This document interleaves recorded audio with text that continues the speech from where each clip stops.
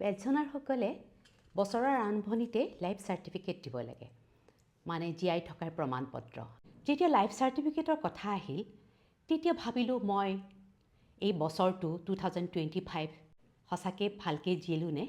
Life certificate নিজকে দিব পৰাকৈ মই কিমানখিনি জীয়ালোঁ, তাকেই মনত পাগলি আছোঁ। ধৰক 2025ৰ খতিয়ান।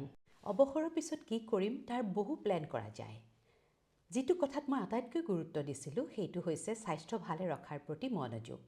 কাৰণ 60 বছৰৰ পিছত সুন্দৰ জীৱন এটাৰ কাৰণে স্বাস্থ্যই হ'ল আটাইতকৈ শক্তিশালী স্তম্ভ।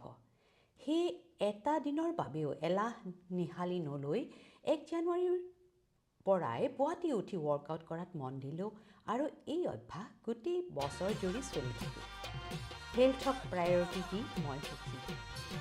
আন কিছুমান কাম যেনে নৃত্য আৰু ছবি অঁকা চেগা চৰোকাকৈহে চলি থাকিল। অৱসৰৰ পিছত 40 দিনৰ UK ভ্ৰমণৰ এটা পৰিকল্পনা কৰি থৈছিলোঁ, তাকো মই আৰু মোৰ এগৰাকী কম বয়সীয়া সহকৰ্মী সমৃতাৰ লগত। এপ্ৰিল আৰু মে' মাহৰ এই ভ্ৰমণৰ সময়খিনি বছৰটোৰ বিশেষ উল্লেখযোগ্য দিন। নতুন ঠাই চোৱা, নতুন মানুহ লগ পোৱা, নতুন অভিজ্ঞতা গোটোৱা, আৰু সেয়াও প্ৰায় অকলশৰে।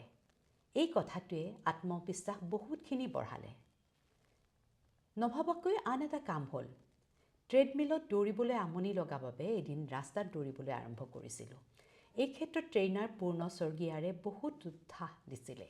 তেনেকৈ 5 কিলোমিটাৰ, 10 কিলোমিটাৰ দৌৰি বছৰটোৰ শেষত 21 কিলোমিটাৰ মানে হাফ মাৰাথনো দৌৰিলোঁ।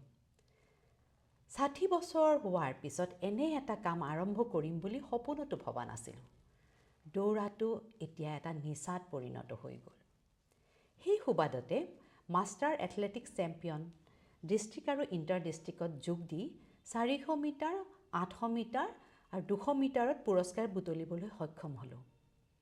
তাত 90 বছৰীয়া ব্যক্তিকো অংশগ্ৰহণ কৰা দেখিলোঁ। 80ৰ ঊৰ্ধৰ দুগৰাকী আইতাই 800 মিটাৰ, 1500 মিটাৰ দৌৰত যোগ দি সকলোৰে দৃষ্টি আকৰ্ষণ কৰিছিল।